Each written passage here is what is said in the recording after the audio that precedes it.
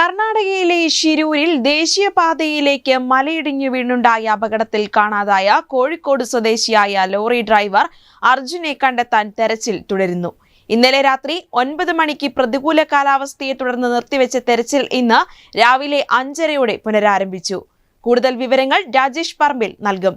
രാജേഷ്, അർജുന്റെ കാര്യത്തിലെ ഏറ്റവും പുതിയ വിവരങ്ങൾ എന്തൊക്കെയാണ്?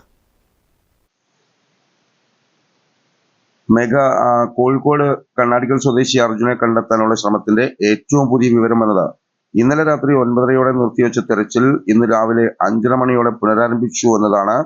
മലയിടിച്ചിൽ സംഭവിച്ച കർണാടകയിലെ ഷിരൂരിൽ രക്ഷാദൗത്യം പുരോഗമിക്കുന്നു എന്നറിയിക്കുമ്പോഴും കഴിഞ്ഞ 5 ദിവസമായി ലോറി അടക്കം മണ്ണിനടിയിൽ കുടുങ്ങിപ്പോയ ഒരു മനുഷ്യജീവൻ വീണ്ടെടുക്കുവാൻ നടത്തുന്ന രക്ഷാപ്രവർത്തനത്തിൽ ആദ്യഘട്ടത്തിൽ സംഭവിച്ച വലിയ വീഴ്ച ഏറെ ഖേദകരമാണ്.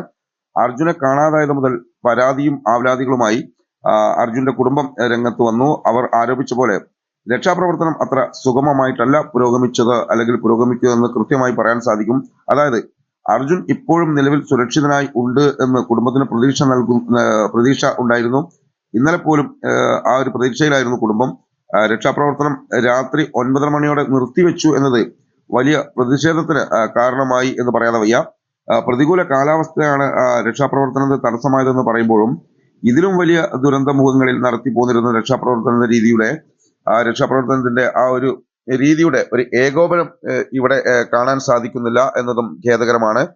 ഇതിനെ മണ്ണിനടിയിൽ കുടുങ്ങിപ്പോയ ലോറിയുടെ എഞ്ചിൻ ഇടയ്ക്കിടെ ഓണാകുന്നു എന്ന് വാഹനത്തിന് നിർമ്മാതാക്കളായ ഭാരത് ബെൻസ് അവരുടെ GPS അടക്കമുള്ള ട്രാക്കിംഗ് സിസ്റ്റം വഴി കണ്ടെത്തിയിരുന്നു.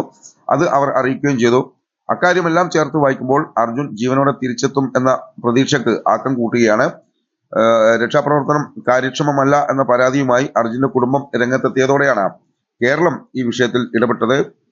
ആദ്യമേ തന്നെ കുടുംബം കർണാടക പോലീസിൽ പരാതി നൽകിയെങ്കിലും FIR ഇടാൻ പോലും അവർ തയ്യാറായിരുന്നില്ല. വ്യാഴാഴ്ച ബന്ധുക്കൾ MK രാഘവൻ MP, മുഖ്യമന്ത്രിയുടെ ഓഫീസ് എന്നിവിടങ്ങളിൽ പരാതി നൽകിയതോടെയാണ് ഇടപെടൽ ശക്തമായതും രക്ഷാപ്രവർത്തനത്തിന് വേഗം വർദ്ധിച്ചതും. നിലവിൽ മണ്ണിടിച്ചിൽ ഉണ്ടായ ഭാഗത്ത് മണ്ണുമാന്തി യന്ത്രം ഉപയോഗിച്ച് മണ്ണ് മാറ്റിയുള്ള പ്രവർത്തനമാണ് പുരോഗമിക്കുന്നത്. കൂടുതൽ ഉപകരണങ്ങളും സേനാവിഭവങ്ങളും ഉപയോഗിച്ച് യുദ്ധകാലാടിസ്ഥാനത്തിൽ പുരോഗമിക്കുന്ന ഇന്നത്തെ തെരച്ചിലിനൊടുവിൽ സംസ്ഥാനത്തിന്റെ പ്രാർത്ഥനയ്ക്ക് ഫലം കാണും എന്ന് തന്നെയാണ് കരുതുന്നത്. അർജുനെ സുരക്ഷിതനായി കണ്ടെത്തും എന്ന ശുഭവാർത്തക്ക് തന്നെയാണ് ഏവരും കാതോർക്കുന്നതും പ്രതീക്ഷിക്കുന്നതും. മേഘ, ഇന്നലെ രാത്രി പ്രതികൂല കാലാവസ്ഥയെ തുടർന്ന് നിർത്തിവെച്ച തെരച്ചിൽ ഇന്ന് രാവിലെ 5:30 പുനരാരംഭിച്ചു എന്ന് തന്നെയാണ് ഏറ്റവും പുതിയ വാർത്ത. എന്തായാലും അർജുന്റെ തിരിച്ചുവരവിനായി ഒരു നാടൊന്നാകെ പ്രാർത്ഥനയോടെ കാത്തിരിക്കുകയാണ്. മറ്റു വാർത്തയിലേക്ക്.